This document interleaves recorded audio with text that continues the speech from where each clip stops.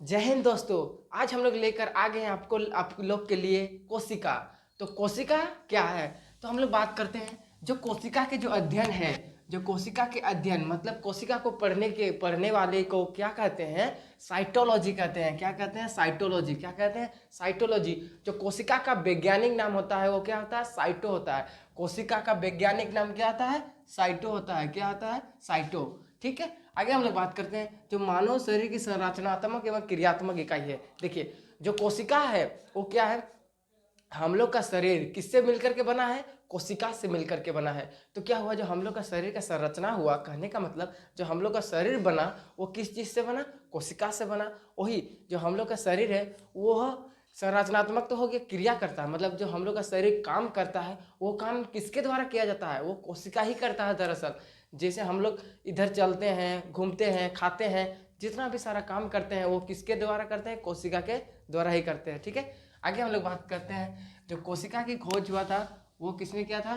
Robert Hooke ने किया था। कब किया था? 1665 ईस्वी में। क्या है? जब 1665 में कोशिका की खोज होती है और किसके द्वारा होती है? रॉबर्ट हुक के द्वारा होती है। और वो भी कोशिका क्या थी? वो मृत कोशिका के ऊपर उन्होंने खोज किया था। वो उन्होंने क्या किया? जीवित कोशिका को नहीं खोजा था, उन्होंने मृत कोशिका को खोजा था, मतलब मरा हुआ कोशिका को वो खोजा था। ठीक है, जिस कारण इसे क्या कहा जाता है? इन्हें जो रॉबर्ट हुक को उन्हें क्या कहा जाता है? फादर ऑफ साइटोलॉजी, यानी कोशिका का पितामह। जो कोशिका के जो अध्ययन है उसके पितामह किसे कहा जाता है? रॉबर्ट हुक को कहा जाता है। रॉबर्ट हुक को कहा जाता है। जो ये मृत कोशिका थी ना, ये नेफ्रोसिस कहा जाता था। जो उस समय की जो मृत कोशिका थी, मरा हुआ कोशिका को क्या कहा जाता था? नेफ्रोसिस कहा जाता था। क्या कहा जाता था? नेफ्रोसिस। आगे हम लोग बात करते हैं जो जीवित कोशिका है उसकी खोज किसने की थी? जो जीवित कोशिका, ये रॉबर्ट हुक ने तो मृत कोशिका, मरा हुआ कोशिका को खोज दिया। जो जिंदा कोशिका थी, जो जिंदा कोशिका थी उसकी खोज किसने किया था? एंटोनी वॉन लीवेनहॉक ने किया था। किन्होंने किया था? एंटोनी वॉन लीवेनहॉक ने किया था। और कब किया था? 1674 ईस्वी में किया था। कब किया था? 1674 ईस्वी में खोज किया था। जिस कारण जो एंटोनी वॉन लीवेनहॉक है उन्हें क्या कहा जाता है? Father of bacteriology. Father of bacteriology कहा जाता है। जैसे हम लोग बात किए जो रॉबर्ट हुक है उसे हम लोग फादर ऑफ साइटोलॉजी कहते हैं। अभी बात करते हैं एंटोनी वॉन लीवेनहॉक को, इन्हें क्या कहा जाता है? Father of bacteriology. ठीक है, बैक्टीरिया मतलब जानते हैं आप लोग? जीवाणु। जीवाणु के जो अध्ययन करने वाले जो होते हैं बैक्टीरियोलॉजी होते हैं। और उसके पितामह को क्या कहा जाता है? एंटोनी वॉन लीवेनहॉक को कहा जाता है, उनके पितामह। ठीक है, आगे हम लोग बात करते हैं जो 1839 की बात है। क्या है? 1839 में क्या हुआ? दो वैज्ञानिक आए। क्या है? दो वैज्ञानिक। कौन कौन? स्लाइडन एंड स्वांग। स्लाइडन एंड स्वांग नामक दो वैज्ञानिक आए। उन्होंने क्या कहा? कोशिका सिद्धांत दिया। जो कोशिका है उस पर उन्होंने सिद्धांत दे दिया। और उस सिद्धांत पे उन्होंने क्या कहा? उन्होंने कहा कि प्रत्येक संसार में प्रत्येक जीव जिसमें जीवन है वह किस चीज से मिलकर के बना है? कोशिका से मिलकर के बना है। कहने का मतलब उन्होंने क्या कहा? जो हमारे पृथ्वी पर जितने भी जीवित प्राणी है जिसके अंदर जीवन होता है, उसके वह जो जीवन होने के लिए होता है, वह व्यक्ति, वह चीज, वह जानवर किस चीज से मिलकर के बना है? कोशिका से मिलकर के बना है। यहाँ तक कि जो हम लोग का पादप मतलब प्लांट देखते हैं, पेड़ पौधा देखते हैं, वो भी किस चीज से मिलकर के बना है? कोशिका से मिलकर के बना है। ठीक है, आगे हम लोग बात करते हैं। आगे हम लोग का बात आता है जो हम लोग कोशिका कोशिका बोल रहे हैं। ठीक है, तो ये कोशिका सबसे बड़ी कोशिका और सबसे छोटी कोशिका। तो सबसे हम लोग बात करते हैं जो सबसे पहले जो सबसे छोटी कोशिका है, जो संसार की सबसे छोटी कोशिका है वो क्या है? वो है माइकोप्लाज्मा। क्या है? माइकोप्लाज्मा। ये एकदम छोटी होती है, माइकोप्लाज्मा। ठीक है, आगे जो सबसे बड़ी कोशिका है जो मानव शरीर की नहीं सॉरी जो संसार की सबसे बड़ी कोशिका है वो क्या है?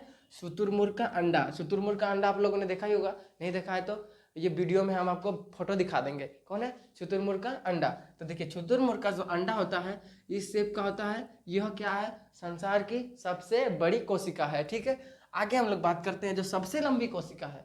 जो सबसे लंबी कोशिका, ये तो हो गई छोटी कोशिका माइकोप्लाज्मा, और बड़ी कोशिका शुतुरमुर्ग का अंडा। और जो सबसे लंबी कोशिका, लंबा माने इसका हाइट, जो सबसे लंबी कोशिका वो कौन है? तंत्रिका कोशिका। जो ब्रेन में पाया जाता है तंत्रिका कोशिका, न्यूरॉन सेल, तो वो क्या है? सबसे लंबी कोशिका है। ठीक है, आगे हम बात करते हैं जो मानव शरीर की। ये तो हमने देख लिया पूरे संसार में पृथ्वी पे देख लिया, जो मानव शरीर की मतलब हम लोग का जो शरीर की जो सबसे बड़ी कोशिका है वो क्या है, ओवम है, जिसे अंडाणु कहते हैं। यह महिलाओं में होती है, ठीक है।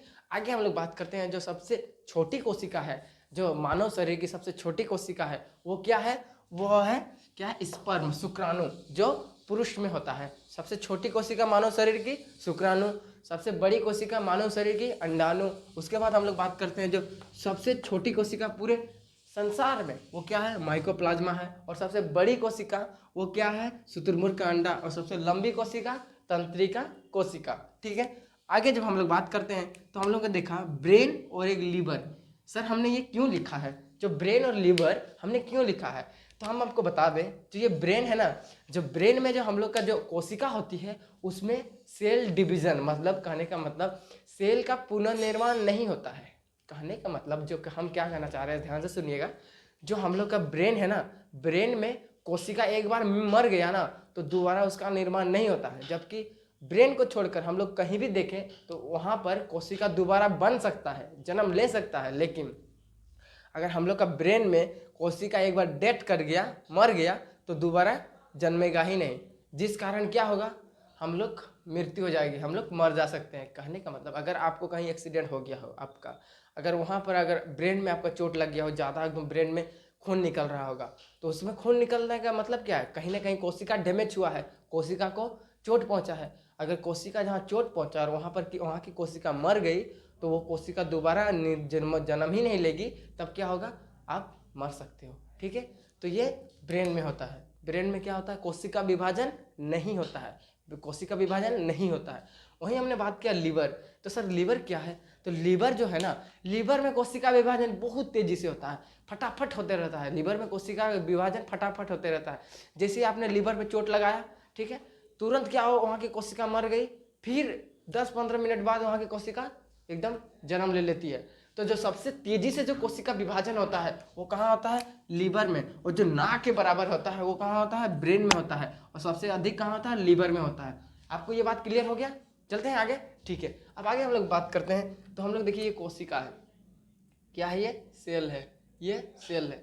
तो जो सेल है, जो सेल का जो बाहरी आवरण दिख रहा है आपको, जो ये ब्लैक कलर का है, सेल का जो बाहरी आवरण को हम लोग क्या कहते हैं, कोशिका झिल्ली कहते हैं। और जस्ट थोड़ा सा अंदर जाएंगे तो हम लोग देखेंगे इसके बीच थोड़ा थोड़ा लिक्विड रहता है। ये जो लिक्विड है, ये लिक्विड है, इसे हम लोग क्या कहते हैं, कोशिका द्रव कहते हैं। क्या कहते हैं, कोशिका द्रव। अब जब इसका बीच में जो ये सेंटर दिख रहा है ये आपको, ये क्या है, ये केंद्रक है। क्या है, केंद्रक। तो हम लोग आगे हम बात करते हैं जो जीव द्रव। देखिए जीव द्रव एक होता है जो जीवन का आधार होता है, हम लोग का जीवन का आधार है, जिस पर हम लोग का जीवन टिका है। अगर ये नहीं रहेगा तो हम लोग मर जा सकते हैं। तो ये जो जीव द्रव आखिर है क्या, तो देखिए ये जो जीव द्रव का जो खोज किया था, सबसे पहले जीव द्रव पर रिसर्च किया था, वो कौन थे वैज्ञानिक, उसका नाम था फुर्किंजे। कौन थे, फुर्किंजे। और ये फुर्किंजे ने क्या किया, हमारा जो जीव द्रव है, जीवन का आधारभूत इकाई, उसका खोज किया। तो जीव द्रव किस चीज से मिलकर के बना है, तो देखते हैं। जो जीव द्रव है वो कोशिका द्रव, कोशिका द्रव, ठीक है। कोशिका द्रव कहने का मतलब ये जो बीच वाला लिक्विड है और केंद्रिका द्रव, इस बीच वाला लिक्विड और ये बीच में केंद्रक के अंदर केंद्रिका द्रव पाया जाता है, दोनों का मिश्रण है। दोनों का जब मिल जाता है तब किसका निर्माण होता है, किसका निर्माण होता है, जीव द्रव्य का निर्माण होता है। जो कोशिका द्रव्य के अंदर हम लोग जानते हैं कि जो जितने भी कोशिका अंगक होते हैं वो कहाँ होते हैं, जीव में होते हैं, ये जो कोशिका द्रव्य में होते हैं, कोशिका द्रव्य में होते हैं। और हम लोग बात करें जो केंद्रक द्रव्य में, केंद्रक द्रव्य में क्या होता है, हम लोग का जो आनुवांशिक गुण होता है वो केंद्र के अंदर होता है। जब दोनों मिल जाते हैं ना, जब दोनों का निर्माण हो जाता है, तब दोनों का मिलकर जो निर्माण होता है उसे हम लोग कहते हैं जीव द्रव। और इसी जीव द्रव की खोज किसने किया था, फुर्किंजे ने किया था। क्लियर है।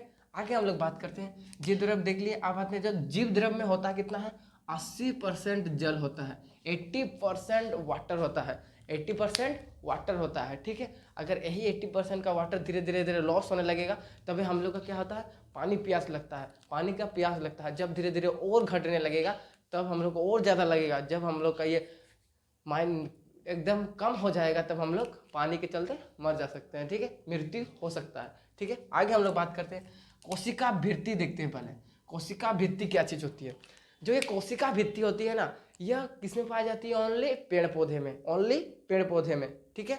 और कहीं नहीं। पेड़ पौधे और जीवाणु में, दो जीवाणु हम अभी बताएंगे वो कौन कौन जीवाणु है जिस पर ये कोशिका भित्ति पाई जाती है, ठीक है। तो सबसे पहले बात करते हैं, जो ये कोशिका भित्ति है ये पादप कोशिका में पाया जाता है, क्लियर हो गया। और ये किस चीज़ का मिलकर बना होता है, ये सेलुलोज का बना होता है। किससे होता है, सेलुलोज का मिलकर के बना होता है, ठीक है। आगे हम लोग बात करते हैं जो जीवाणु है। देखिए जो कोशिका भित्ति एक जीवाणु में पाई जाती है, किस में पाया जाता है, जीवाणु में। तो जीवाणु की जो कोशिका भित्ति होती है वो किसकी बनी होती है, पेप्टिडोग्लाइकॉन की बनी होती है। क्या किसकी होती है, पेप्टिडोग्लाइकॉन। जो कोशिका की, जो जीवाणु की कोशिका भित्ति होती है वो किस चीज़ की मिलकर बनी होती है, पेप्टिडोग्लाइकॉन की बनी होती है। क्या होती है, पेप्टिडोग्लाइकॉन की बनी होती है, ठीक है। आगे हम लोग बात करते हैं, और एक कवक, एक जीवाणु हो गया और एक कवक। और पेड़ पौधे, पेड़ पौधे में कोशिका भित्ति, जीवाणु में कोशिका भित्ति और कवक में कोशिका भित्ति, तीन में कोशिका भित्ति पाई जाती है। तो हमने बात किया पेप्टिडोग्लाइकॉन किसकी बनी होती है, किसकी कोशिका भित्ति बनी होती है, जीवाणु की। जीवाणु की कोशिका भित्ति पेप्टिडोग्लाइकॉन की बनी होती है। कवक की जो कोशिका भित्ति बनी होती है वो काइटिन की बनी होती है। किसकी बनी होती है, काइटिन की बनी होती है। जो कवक की जो कोशिका भित्ति है वो किसकी बनी होती है, काइटिन की बनी होती है। और जीवाणु की जो कोशिका भित्ति है वो पेप्टिडोग्लाइकॉन की बनी होती है।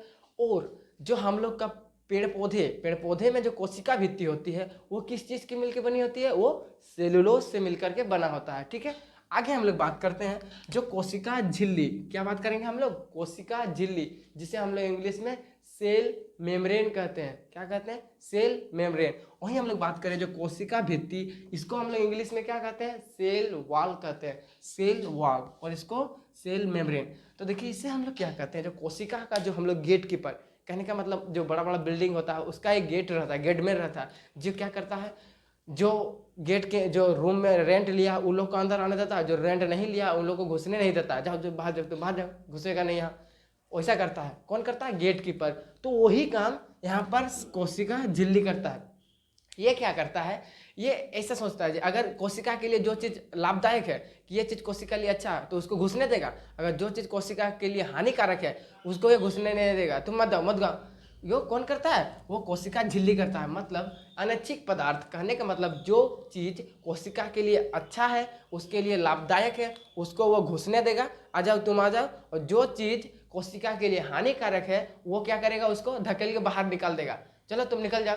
ये कौन करता है, कोशिका झिल्ली करता है, ठीक है। आगे हम लोग बात करते हैं, कोशिका के अंदर आने वाले पदार्थों को का नियंत्रण करता है। हमने बता दिया आपको, जो कोशिका है वो क्या कर, कोशिका जो झिल्ली है वो क्या करता है, कोशिका के अंदर के जो कोशिका के लिए लाभदायक पदार्थ है उसको घुसाता है, जो हानिकारक है उसको मत घुसाता, बंद कर देता है उसको, ठीक है। आगे हम लोग बात करते हैं, ये जो कोशिका झिल्ली होता है, ये कोशिका झिल्ली पादप कोशिका में भी पाया जाता है और जंतु कोशिका में भी पाया जाता है। ये दोनों कोशिका में पाया जाता है, जंतु कोशिका में भी और पादप कोशिका, ये दोनों में पाया जाता है। कौन, कोशिका भित्ति, सॉरी कोशिका झिल्ली, ठीक है। आगे हम लोग बात करेंगे, अब हम बात करेंगे कोशिका अंगक के ऊपर। तो कोशिका अंगक में पहला अंग क्या है, माइक्रोकॉन्ड्रिया। क्या है, माइटोकॉन्ड्रिया। तो ये माइक्रोकॉन्ड्रिया क्या है, इसकी जो खोज करता है वो है अल्टमैन। जो माइटोकॉन्ड्रिया की जो खोज करता है वो कौन है, अल्टमैन ने किया था। और इसमें क्या होता है, जो माइक्रोकॉन्ड्रिया है इस पर क्या होता है, क्रेब्स साइकिल चलता है, क्रेब्स साइकिल चलता है, जिसके कारण क्या होता है, जब कोशिका अपना ऊर्जा उत्पन्न करती है, मतलब अपना ऊर्जा बनाती है, वो किस तरह बनाती है, एटीपी के फॉर्म में बनाते हैं। कितना एटीपी आता है, 36 एटीपी ऊर्जा आता है। कितना आता है, 36 एटीपी ऊर्जा बनाती है। कौन, माइटोकॉन्ड्रिया। किस पे चलता है, क्रेब्स साइकिल चलता है। और ग्लूकोज का निर्माण होता है, किसका निर्माण होता है, ग्लूकोज का निर्माण होता है। और इसे हम लोग क्या कहते हैं, कोशिका का power house of the cell कहते हैं। जो माइटोकॉन्ड्रिया है इसे हम लोग कोशिका का power house of the cell कहते हैं, ठीक है। आगे हम लोग बात करते हैं, जो कोशिका जो माइटोकॉन्ड्रिया है इसके जो अंदर है, माइटोकॉन्ड्रिया की संरचना के अंदर जो छोटे छोटे दीवार टाइप कर रहते हैं, जैसे माइटोकॉन्ड्रिया ये इस प्रकार हो गया और इसके अंदर छोटे छोटे दीवार टाइप कर रहते हैं, यही सबको क्या कहते हैं हम लोग, क्रिस्टी कहते हैं, क्रिस्टी कहते हैं। ये जो छोटे छोटे दीवार साइड कर रहते हैं इसे हम लोग क्या कहते हैं, क्रिस्टी के नाम से जानते हैं। किसमें, माइटोकॉन्ड्रिया में। माइटोकॉन्ड्रिया अंदरीय दीवार के नाम भागों को क्या कहते हैं, क्रिस्टी के नाम से जानते हैं, ठीक है, क्लियर है। आगे हम लोग बात करते हैं, जो दूसरा अंग है वो क्या है, अंतःप्रदप जालिका। जो अंत प्रदब जालिका है यह कोशिका को एक आकृति प्रदान करता है। जो कोशिका में स्केलेटन का जो काम करता है वो कौन करता है? अंत प्रदब जालिका। यह कोशिका को आंतरिक संरचना प्रदान करता है और ये दो तरह का होता है, एक होता है स्मूथ एंडोप्लाज्मिक रेटिकुलम और एक होता है रफ एंडोप्लाज्मिक रेटिकुलम। जो स्मूथ एंडोप्लाज्मिक रेटिकुलम है उसमें क्या होता है? कार्बोहाइड्रेट और प्रोटीन का निर्माण होता है। जो स्मूथ एंडोप्लाज्मिक रेटिकुलम है उसमें कार्बन और प्रोटीन और कार्बोहाइड्रेट का जो निर्माण होता है। और वहीं रफ एंडोप्लाज्मिक रेटिकुलम में क्या पाया जाता है? राइबोसोम पाया जाता है, राइबोसोम पाया जाता है। जो ये राइबोसोम क्या करता है? आगे चलकर प्रोटीन का निर्माण करता है। किसका निर्माण करता है? प्रोटीन का। तो हम अभी देखते हैं उसको। जो राइबोसोम है यह कोशिका का सबसे छोटा अंगक है। जो राइबोसोम है यह कोशिका का सबसे छोटा अंगक है। और इसमें क्या होता है? ये राइबोसोम दो तरह का होता है। इसमें प्रोटीन का निर्माण होता है लेकिन ये दो तरह का निर्माण करता है। पहला है 70S राइबोसोम और 80S राइबोसोम। जो एस है वो क्या है? वो क्या है? सेडिमेंटेशन कॉफिशिएंट है। जो एस है वो सेडिमेंटेशन कॉफिशिएंट यानी 70 सेडिमेंटेशन कॉफिशिएंट और 80 को सेडिमेंटेशन कॉफिशिएंट है। ठीक है। जो ये 70S है यह प्रोक्रियोटिक सेल में पाए जाते हैं। आगे हम लोग बताएंगे प्रोक्रियोटिक सेल क्या होता है, यूकैरियोटिक सेल क्या होता है। ठीक है।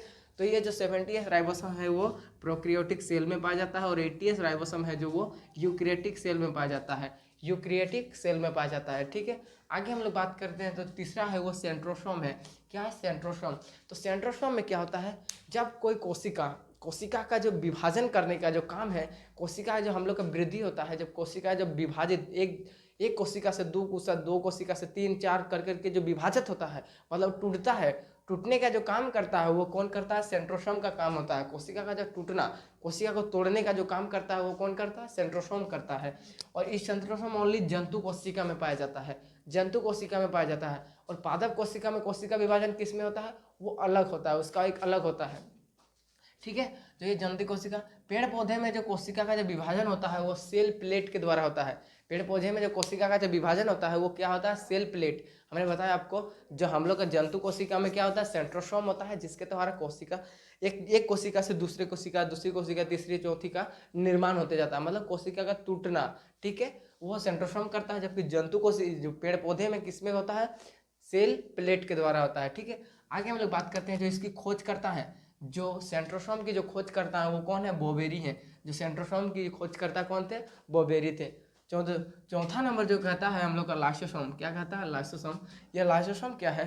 यह कोशिका के अंदर पाचन का कार्य करता है। जिससे कोई अंग कोशिका में अगर कोई भी अंग खराब हो गया हो तो वो कौन करता है? उसका पाचन कौन करता है? लाइसोसोम करता है। आगे हम लोग बात करते हैं जल अपघटन एंजाइम।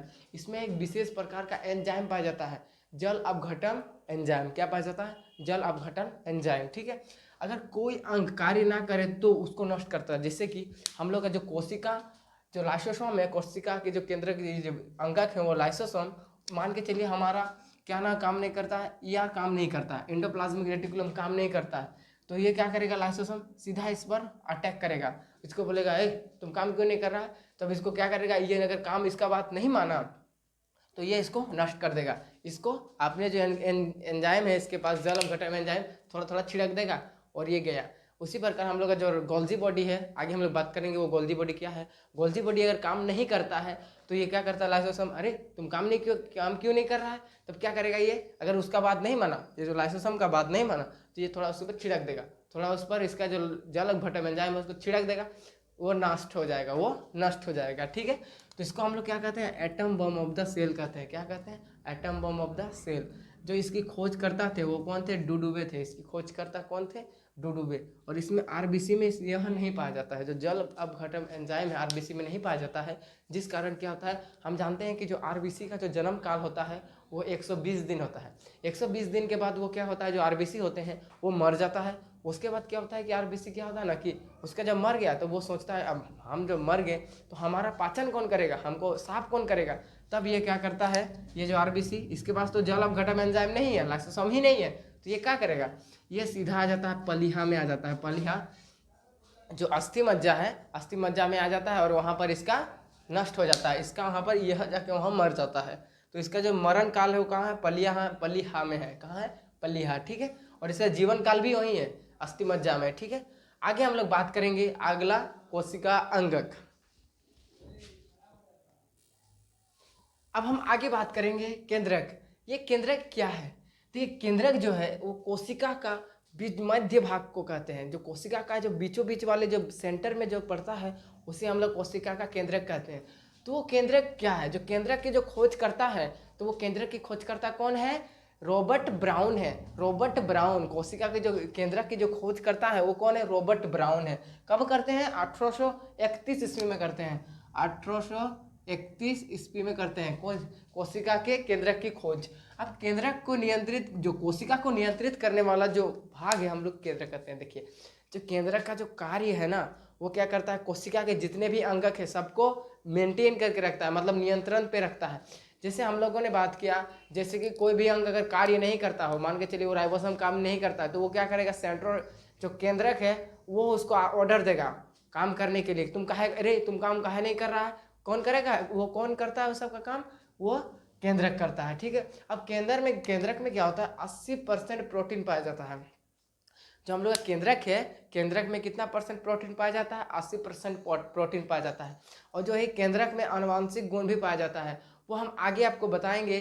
केंद्रक में डीएनए, क्रोमोसोम क्या होता है, आरएनए क्या होता है और डीएनए क्या होता है। ठीक है, वो हम आगे का वीडियो में आपको बताएंगे। ठीक है, पहले हम लोग देखते हैं जो ये हो गया केंद्रक। केंद्रक में खोजकर्ता कौन है? रॉबर्ट ब्राउन है। कब करते हैं? 1831 ईस्वी में करते हैं। और जो कोशिका को नियंत्रित करने का काम किसका है? केंद्रक का काम है।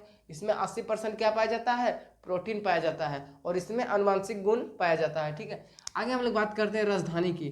तो ये राजधानी जिसे हम लोग वैक्यूल्स कहते हैं, यह क्या करता है? यह कोशिका में जल को स्टोर करता है। जैसे कि हम लोग पानी पीते हैं, ठीक है, तो हम लोग का पानी जाकर रुकता कहाँ है? स्टोर कहाँ होता है? तो वो हम लोग जानते हैं, जो हम लोग का शरीर है, पूरा शरीर किससे बन के मिल के बना होता है? कोशिका। और प्रत्येक कोशिका में वैक्यूल्स होता है।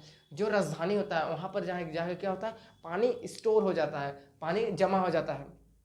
वहीं अगर हम लोग बात करें पादप की, तो जो पेड़ पौधे में जो वैक्यूल्स होते हैं वो बड़ा होते हैं, क्योंकि उन लोग को पानी की अधिक ज़रूरत होती है। हम लोग को तो कम ज़रूरत होती है, लेकिन जो वैक्यूल्स हैं, नहीं, जो पेड़ पौधे हैं उन्हें पानी की अति आवश्यकता होती है, ज़्यादा ज़रूरत होता है, इसलिए उन लोग का जो वैक्यूल्स है वो बड़ा होता है। ठीक है, आगे हम लोग बात करते हैं। और इसमें क्या लिखा है? जंतु में छोटा होता है जबकि पादप में बड़ा होता है। क्लियर हो गया वैक्यूल्स क्या होता है, मतलब राजधानी क्या होता है। ठीक है, आगे हम लोग बात करते हैं लवण के बारे में। ये इंपॉर्टेंट है। क्यों लवण इंपॉर्टेंट है? क्योंकि जो पादप कोशिका में जो आनुवांशिक गुण, मतलब कहने का मतलब जो पादप कोशिका अपना आनुवांशिक गुण को जो विकास करते हैं वो किसके द्वारा करते हैं? लवण के द्वारा करते हैं, यानी हम लोग का प्लास्टिड के द्वारा करते हैं। तो देखिए, जो प्लास्टिड है ये मेनली 3 तरह के होते हैं। 3 तरह के क्या क्या? क्लोरोप्लास्ट, ल्यूकोप्लास्ट और क्रोमोप्लास्ट।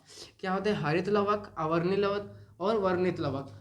हरित लवक, अवर्णी लवक और वर्णित लवक। Chloroplast, leucoplast, chromoplast. ठीक है, तो हम लोग बात करते हैं सबसे पहले क्लोरोप्लास्ट। ये क्या करता है? ये ना भोजन को स्टोर करता है, सॉरी, भोजन का निर्माण करता है।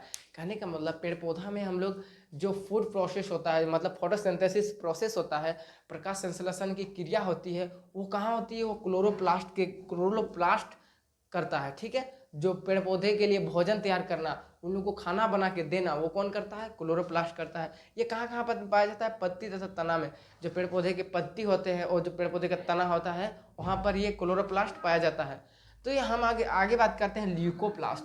जो ये ल्यूकोप्लास्ट है, इसमें इसका काम क्या है? ये क्या करता है? ये भोजन को स्टोर करके रखता है। मतलब जो पेड़ पौधे जो ये क्लोरोप्लास्ट भोजन बनाया, उसके बाद ये क्या करेगा? ट्रांसपोर्ट करेगा, गोल्जी काई के द्वारा ट्रांसपोर्ट करेगा। उसके बाद जो इसका जो स्टोर करता है वो कहाँ कहाँ ये रुकता है?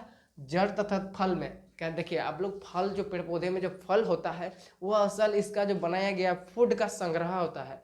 जो पेड़ पौधा भोजन बना के जो रखता है, उसी जो रखने पर जो उसका जो स्ट्रक्चर बनता है, संरचना बनता है, उसी को हम लोग फल कहते हैं। और तना में भी जो भोजन का स्टोर होता है। आगे हम बात करते हैं क्रोमोप्लास्ट, अवर्णित लवक। देखिए ये क्या काम करता है? ये रंग प्रदान करता है। जो हम लोग का जो फल है, फल में ये रंग प्रदान करता है। कौन? ल्यूकोप्लास्ट, नहीं सॉरी, क्रोमोप्लास्ट। क्रोमोप्लास्ट क्या करता है? फल में रंग प्रदान करता है। आइए हम लोग कुछ इसका फैक्ट्स देख लेते हैं। जो टमाटर और मिर्च का जो रंग होता है वो लाल और हरा किस कारण होता है? वो लाइकोपेज के नाम से होता है। क्या होता है? लाइकोपेज के नाम जाम के चलते होता है। लाइकोपेज इसमें काम करता है। जो टमाटर और मिर्च का जो रंग, इसका लाल और इसका हरा। और जो गाजर में क्या पाया जाता है? गाजर में कैरोटीन पाया जाता है, जिस कारण गाजर क्या होता है? लाल, हल्का लाल रंग का होता है। अब फलों का जो पीला रंग होता है ना, फलों का, वो जेंथोफिल के कारण होता है। जो फलों का जो पीला रंग होता है, आप लोगों ने देखा होगा, हर एक जो फल ले लीजिए जो पका हुआ है उसमें क्या होता है, पीला रंग आ जाता है। तो वो पीला रंग किसके कारण होता है, जेंथोफिल के कारण होता है। ठीक है, आगे हम लोग बात करते हैं। जो कोशिका होती है वो दो तरह की होती है। जो कोशिका जो होती है वो दो तरह की होती है, वो हम अभी बात करेंगे। वो कौन कौन कोशिका है? पहला है प्रोक्रियोटिक सेल, प्रोक्रियोटिक कोशिका। दूसरा यूकेरियोटिक कोशिका। जो ये प्रोक्रियोटिक कोशिका है इसको हम लोग देखते हैं। इसमें क्या होता है ना, सभी कोशिका अंगक नहीं पाए जाते हैं। तो ये प्रोक्रियोटिक कोशिका है, इसमें कोई भी कोशिका अंगक पाए तो जाते हैं लेकिन उतना विकसित नहीं होता, मतलब कम पाए जाते हैं। ठीक है, और इसमें क्या होता है, 70S राइबोसोम का विकास होता है। इसमें 70S राइबोसोम, हम बता दिए थे आपको। एस का मतलब क्या होता है, सेडिमेंटेशन कोफिशियंट होता है। क्या होता है, सेडिमेंटेशन कोफिशियंट होता है। जो 70S राइबोसोम पाए जाते हैं और ये छोटे जीवों में पाया जाता है। जाहिर सी बात है, जिस कोशिका में छोटा अंग होगा, कम अंग होंगे, उस कोशिका का जो आकार होगा, आकृति होगा, वो भी छोटा ही होगा। ठीक है, तो ये समझ में आ गया। आगे हम लोग बात करते हैं यूकेरियोटिक कोशिका। ये पूरी तरह विकसित होती है। ये जो कोशिका होती है ये पूरी तरह विकसित होती है और इसमें सभी कोशिका अंगक पाए जाते हैं। और इसमें कितना होता है, 80S राइबोसोम होता है। 80S राइबोसोम होता है और इसमें आनुवांशिक गुण पाया जाता है। ठीक है, तो अब आई होप आप लोग को पूरा वीडियो अच्छे से क्लियर हो गया होगा। तो मिलते हैं नेक्स्ट वीडियो में, तब तक के लिए जय हिंद।